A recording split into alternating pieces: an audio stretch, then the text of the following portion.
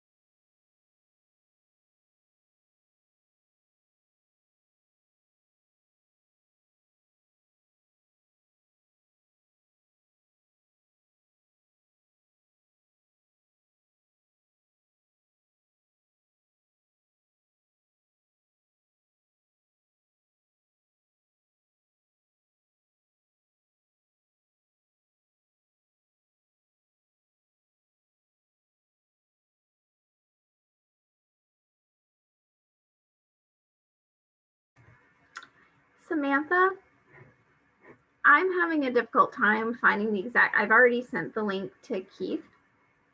Could you assist with that and let me know if there's anything else that needs to be done? Keith is here. Oh, wait, he is? Did he find his way in? Yeah. Oh, there you are, Keith. Excellent. Okay, so we've got everybody.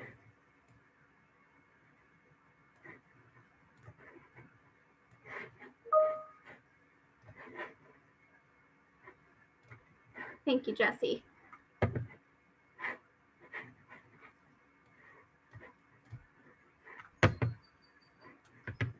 All right, I think we're ready to get started.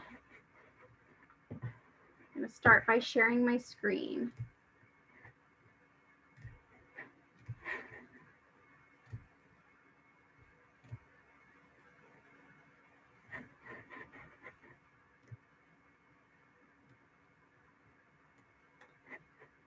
All right, thank you everyone for joining us. Just so everyone is aware, we are recording this meeting. So if you want to reference it or share it with others in the building, we will also provide an opportunity for others who couldn't attend today to view the recording. But just so you're aware, if you'd like to turn off your camera, you're welcome to. But this will be recorded. I'd like to welcome you all and thank you for taking the time to join us for the Smart Labs Town Hall for MR4.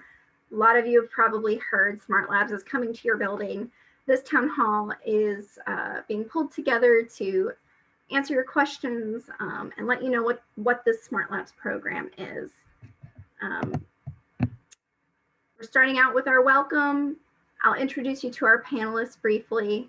Each of the panelists is going to take a few minutes to discuss their role in the Smart Labs program, how they join us as a stakeholder and what expertise they're bringing to this process. We're also going to talk about the Smart Labs occupant survey. Some of you have already taken it. Thank you so much. What that survey does for us, the Smart Labs team, and how it relates to the ventilation risk assessment. Ventilation risk assessments are on the horizon. We're going to talk about what that process looks like and what you can expect in the coming months. And then after that, we'll have a moderated Q&A by me. My name is Christine Alencar. Some of you probably recognize my name. I have spearheaded our Green Labs programming at the University of Virginia for about 4 years. About a year ago, I transitioned into my new role as the Smart Labs Project Associate. And in case you're wondering, let's see, I'm admitting folks while I'm talking because I have to admit people to the conference. Green Labs is people-focused. It's about the choices that we make at the lab bench and how we can make choices that are that will reduce our environmental impact and be more sustainable. Let's see here. Thank you, Jesse. Jesse is admitting for me now. And Smart Labs is more building focused. It's the nuts and bolts. It's the building that you work in and the ventilation system. So both of these programs are really key to a holistic sustainable labs program. And at UVA, we do have Green Labs and Smart Labs, just to clarify that. We're also joined today by Randy Spate, who is the Director of Facilities, Tom Smith, President and CEO of 3Flow. They'll be carrying out our ventilation risk assessments. Christy Davis is a Senior Industrial Hygienist with Environmental Health and Safety and a key partner in this process. She and Tom Smith and the 3Flow team will be working with us to carry out those ventilation risk assessments. And Keith Popple, he's in my office, the Office for Sustainability, and is an energy and sustainability engineer. His focus is really going to be on what changes are being made to the building improvements there. And Jameson Hinkle, one of your own, is a lab specialist. Jameson has experienced sustainability-led renovations in his lab space firsthand. A couple of years ago, we worked together on a lighting upgrade in his lab and also worked through a Green Lab certification in his laboratory. So he's got some experience there on what it's like to work with the Office for Sustainability and could be able to answer some questions that some of you may have. So what is a smart lab at UVA? We define this as a research space that's optimized within the confines of the system for safety and efficiency. It uses a combination of physical, administrative, and management techniques to assess, optimize, and maintain laboratories. The key piece of this for me is maintaining laboratories.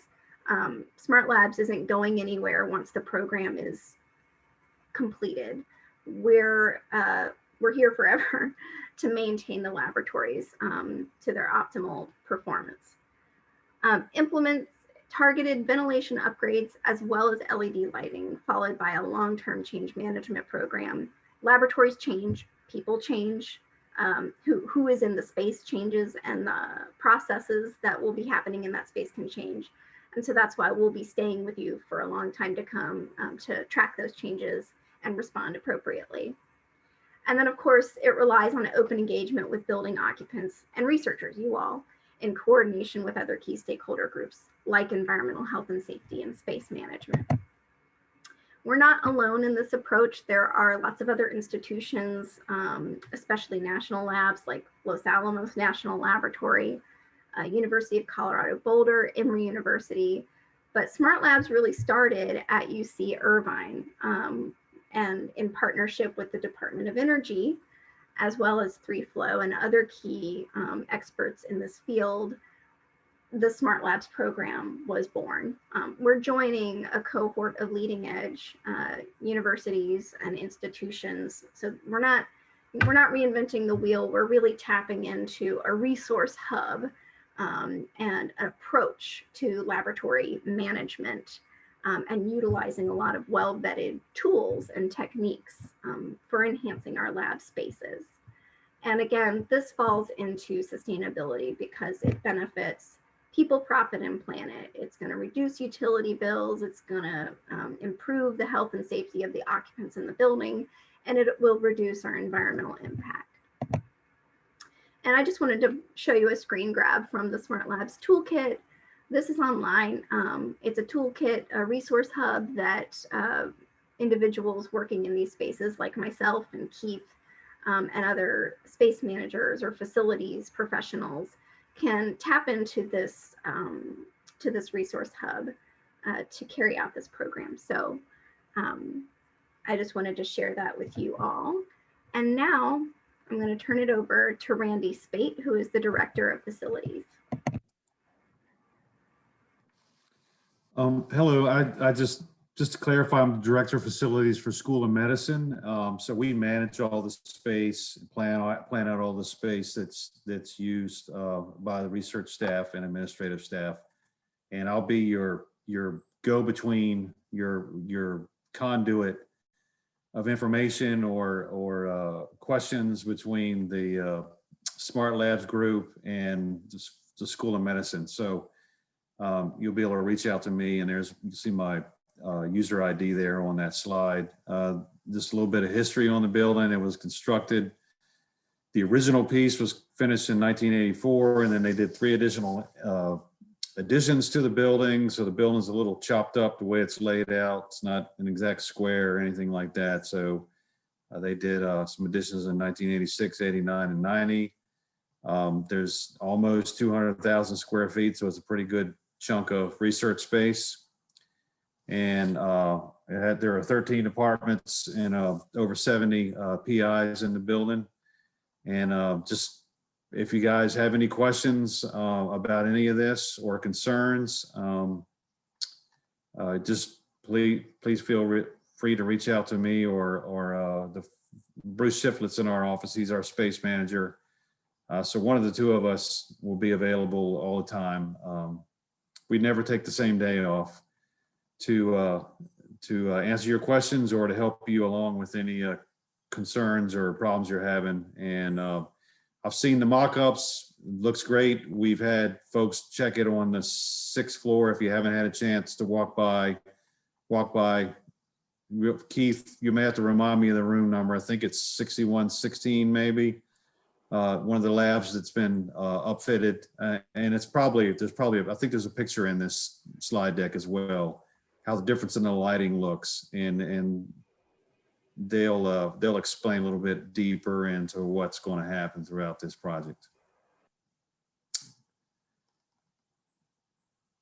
That's all I have.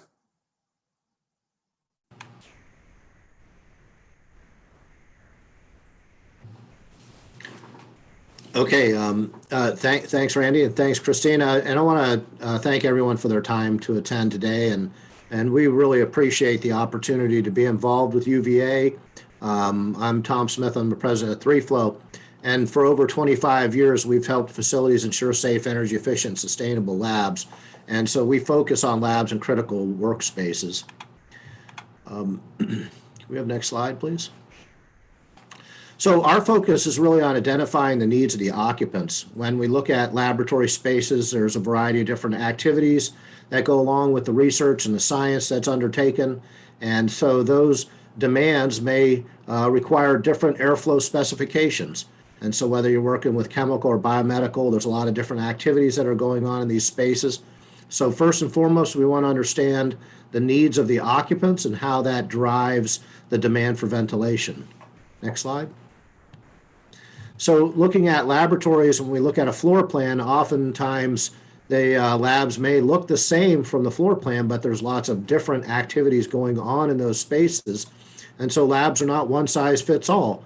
We need to understand where's the risk, are there any needs for special safety measures, and where is ventilation critical, and how do we translate these needs to operational specifications? Okay, next.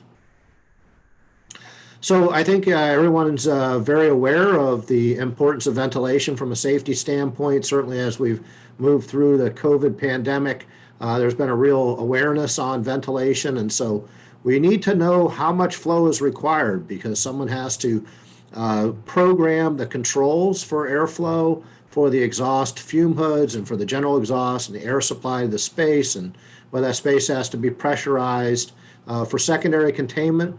And these may all be a function of risk, plus the environmental conditions that are required for the space. And so it's our role to help and be a liaison between the occupants, health and safety and facilities, and establishing these operational requirements. Next slide. So working with the University of California, Irvine, as part of the Smart Labs development, we started to use a lab ventilation risk assessment, and this is really geared toward evaluating the ventilation systems. So we survey the laboratories and look at the exposure control devices, including fume hoods and biosafety cabinets and spot exhaust. And then we categorize risks so that we can determine a 0 to 4 scale. And from that, we can then begin to derive required airflow specifications for fume hoods and for lab air change rates, as well as pressurization and even as far as stack discharge requirements. And so we've determined that there's really no reason to guess. A lot of times these were just generic specifications that we hoped were appropriate. But today we can narrow in on these specifications and try and drive the operation to meet the demand of the occupants. Okay. So that'll turn it over to Christy. Hello, everyone. Yes, my name is Christy Davis, and I'm with the EHS team. And I think there are several of us actually participating today. John Wright, who works with me as an industrial hygienist, and then Jim Reese with chemical lab safety, as well as Kate Smith, I think, are also participating today. So I'm really grateful that they could join us as well. But we are here to, as EHS, we provide full service EHS programs here at UVA. And is there a slide for our website?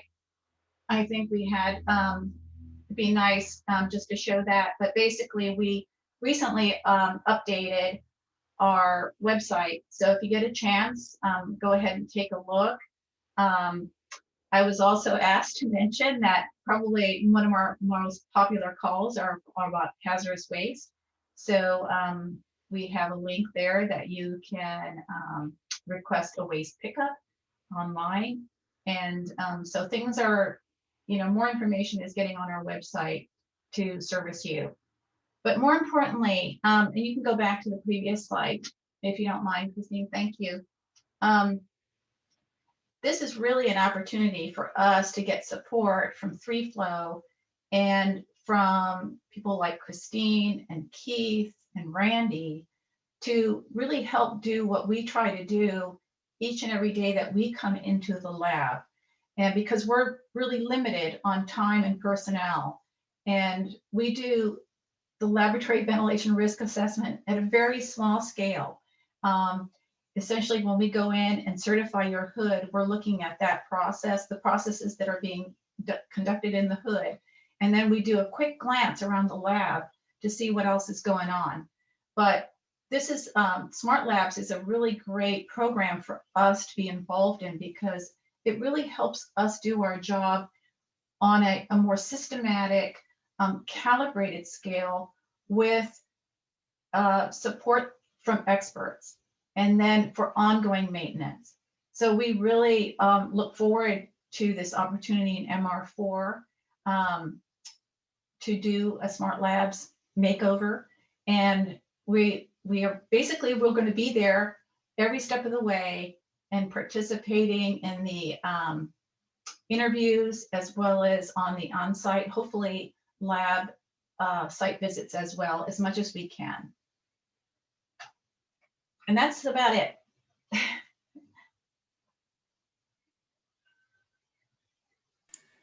Thanks, Christy. I'm Keith Popple. I work for the Office for Sustainability. The Office for Sustainability, if you're not familiar with us, we manage UVA's energy portfolio. We have engagement programs and other initiatives here at UVA and with the community abroad.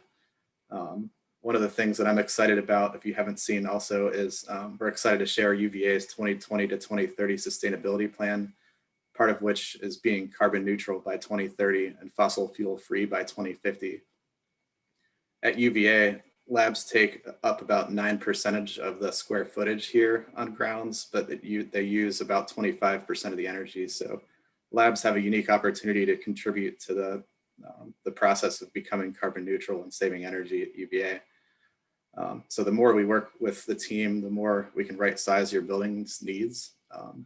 And as Tom and Christy mentioned, Smart Labs is a specific program that can help us achieve these goals. So a little bit of background about myself is that I'm a professional engineer with about 15 years of experience in lab design, healthcare design, clean rooms, and other critical spaces, including vivariums. So I'm no stranger to these types of buildings and have a lot of experience working in them. So I'm happy to be a partner with the HNS and with 3Flow and with Randy and the facilities management folks to help implement these changes. So my role on the project is going to be actually incorporating the changes that we've been talking about today. It's important to mention that we have common goals. The most important and the first one is safety. So this is inherently a safety program.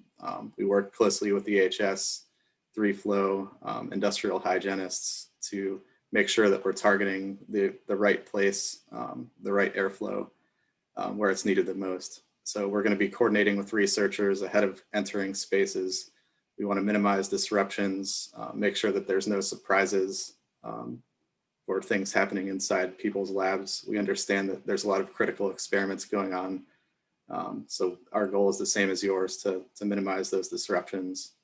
We're going to be upgrading building systems. A lot of the things are going to be in the backgrounds, behind the walls in mechanical rooms. But one of the things, as Randy mentioned, is we're doing a lighting retrofit to upgrade the lighting systems. And then we're also going to be improving the efficiency. So next slide. So more specifically, what's happening in your building, our scope is coordinating with automation services. They're a partner within facilities management to upgrade the entire building automation system, the HVAC control system at MR4. You may have seen some activity starting in the corridors in the 6th and 5th floors outside of lab spaces to start that work going. We're also upgrading building systems and mechanical rooms, as I had mentioned, to help increase the efficiency. We're installing LED lighting. You may have also seen some people doing that work on the 6th floor in some empty spaces and corridors. And as Randy mentioned, there's a couple mock-up spaces if you wanted to take a look at them. And then my job is also to calculate and apply the new airflows to individual labs based on the lab ventilation risk assessment performed by 3Flow and EHS. So next slide. So here's a couple photos that Randy alluded to. I think, Randy, you did get the room numbers right. It's 6115 and 6116.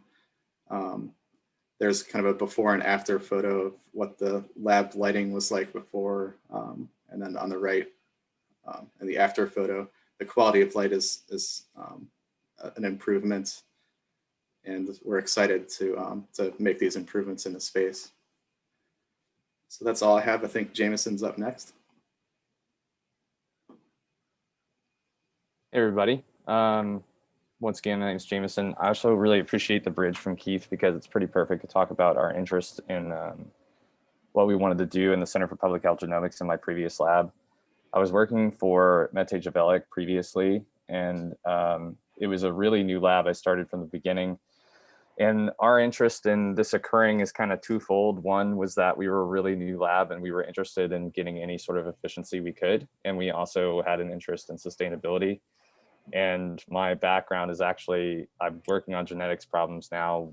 Used to be sort of systems genetics of cardiovascular disease. Now it's more mechanistic for Alzheimer's, but the interests align in as far as that sustainability angle, improving the efficiency of the lab. And then me and Christine's lives kind of overlapped, and she happened to be starting that up and came to me. We've known each other for a long time and talked about getting that started. And it basically turned the whole lab into its own experiment, which was really cool.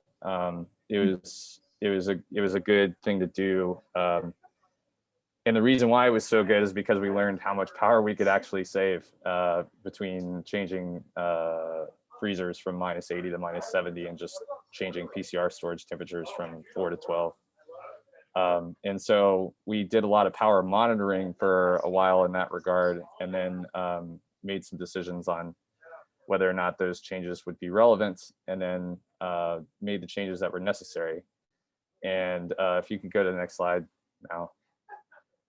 This is kind of the aftermath, so to speak, which you can probably barely tell the difference, but there's all LED lighting in that photo, I believe. And then the photo, or there's a film on the windows over on the side that sort of decreased the light, so we use less energy in the lab, and everything's set to different temperatures and stuff at that point. But the point that you're probably most interested in is that it really didn't disrupt our research at any point. Mainly, I was kind of the lead on communicating with Christine and the Office of Sustainability to make things work, and it was pretty seamless. And Mete, sort of in the cloth shirt and the glasses in the back of the photo over there, is also a great PI, because they were going to put in the new LED lighting and film, and it was going to take like half a day. And so we didn't really have to shut down, but Mete chose for us to take a Friday, and we did like a lab trip. And so we were just out of the way. But that was like the only sort of break in research that occurred, and it was voluntary. So I think if we all work together with the Office of Sustainability, like it could be a pretty seamless process, and we end up saving a lot of energy and getting all of us toward the goal of being carbon neutral and energy efficient by the years that we're looking for. So yeah, I think that's about all I had.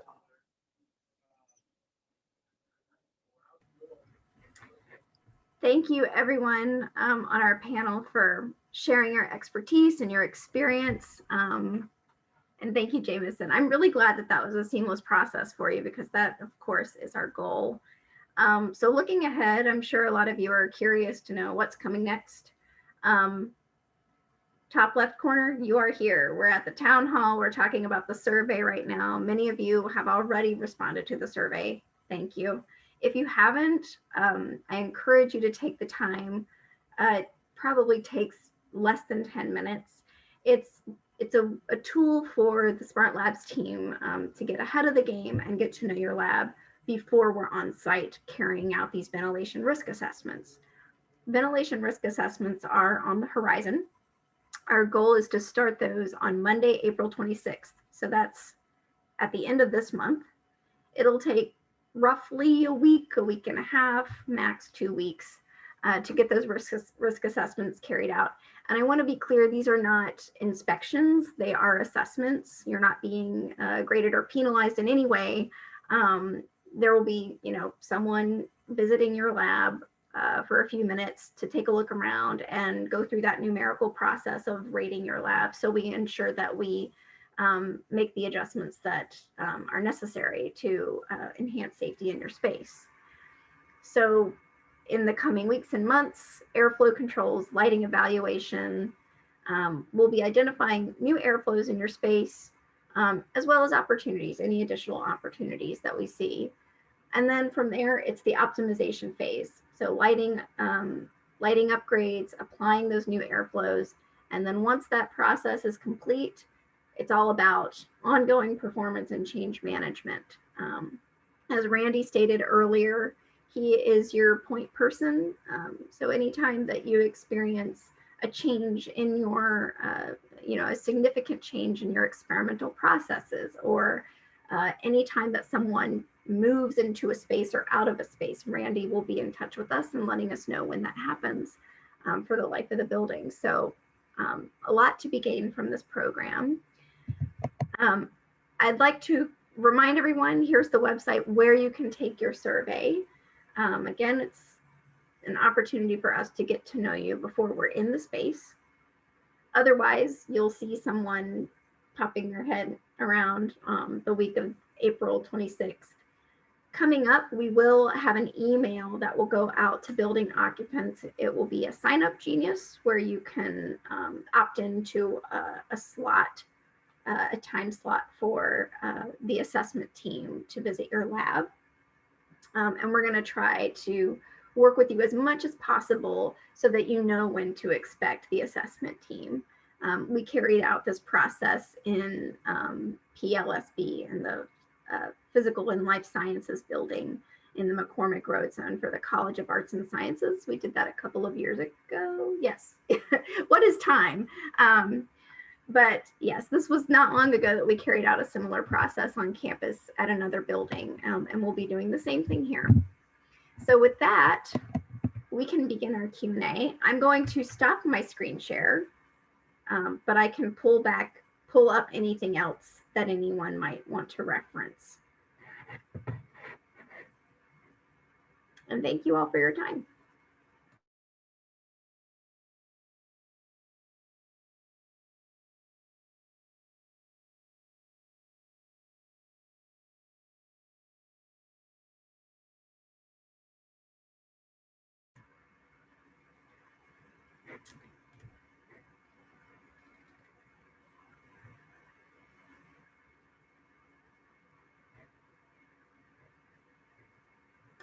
All right, any questions? And it's fine if no one has any questions. Yeah, I just want to just encourage folks to share as much information, you know, as you can. The more information and the conversation that we have with 3Flow is really going to help with the assessment and the ventilation risk assessment. So it's really a great opportunity, and really encourage you to participate and provide information about what you're doing in the labs as much as possible. I should probably add while we're here that I'm in Heather Ferris's lab and I'm in MR4 in room 6022. So if there's any MR4 people in here that want to come ask me questions about my Green Labs experience and that kind of stuff on a more direct basis, I'm happy to take it. I'll be wandering around 6022 doing something. Just come ask questions.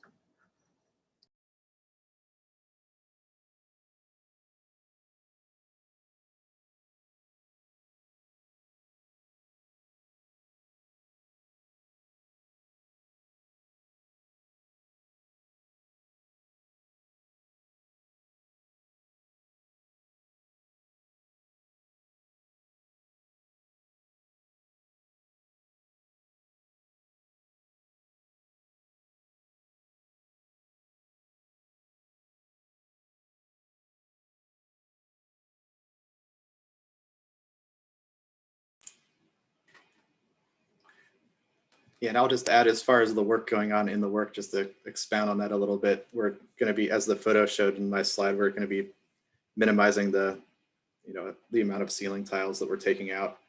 So we're working locally, minimizing dust and cleaning up afterwards. But we just will need to coordinate ahead of time just to make sure if there's anything sensitive going on that you have noticed that we're coming, and you can prepare appropriately. So just kind of reiterating that we'll be in touch with researchers before we enter spaces and do work. I got a question in the chat about how much time is spent in each lab. We estimate roughly 15 minutes per lab. Shouldn't take much longer than that. And that's for the assessment portion. The lighting installation and the controls upgrade are two efforts we're trying to align as much as we can in general. Ideally, if we can be in the space fewer times, it's better, but it kind of depends on the schedule of both of those two projects. But that work is it's a little bit longer than 15 minutes, but we're trying to keep it on the order of like a day or something like that. But those exact schedules are still being worked out. Yes, thank you, Keith. And to be clear about the assessment piece, and I mentioned this during the presentation, but it's worth reiterating. It's going to be probably an individual with the clipboard, 15 minutes. They may ask you a couple of questions, and the more we can learn from you through the survey prior, the better. But it's not completely needed. The survey helps a lot, though. It helps us get ahead. And yeah, as Keith mentioned, those two pieces. The soft touch is going to be coming in, doing the risk assessment, and then carrying out the optimization phase with the lighting and the HVAC controls.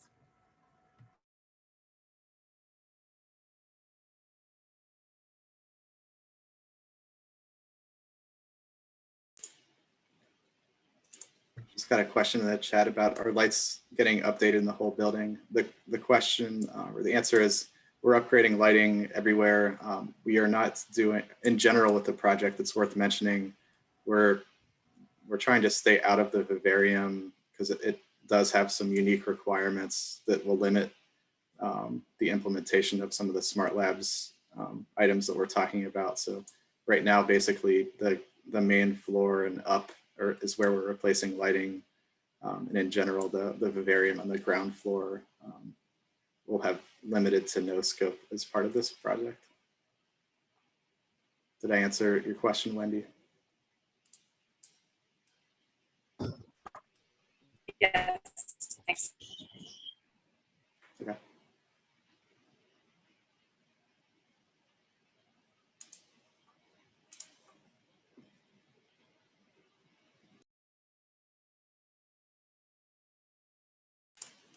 And as far as the lighting replacement goes, we're working with internal forces within the health system physical plant who does work all over the hospital and other buildings. So they're familiar with working in labs and critical environments and being extra careful with the work that they're doing. And the automation group also is familiar with working in these sensitive spaces. So we're aware that we need to be extra careful, even more careful than usual on these types of projects.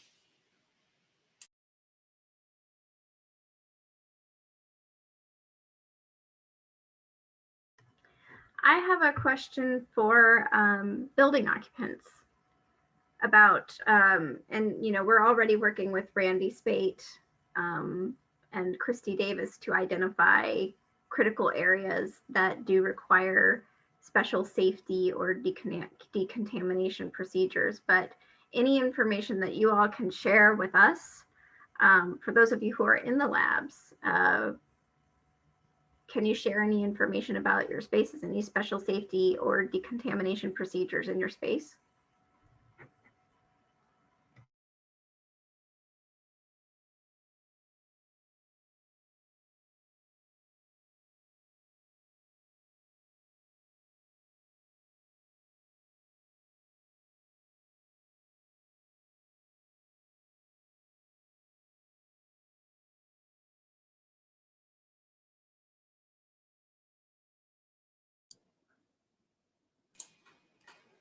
Yeah, in general, we're open to open communication just in general through the process. So if anything comes up as the program is developing or any concerns, feel free to let us know. We'll work with you.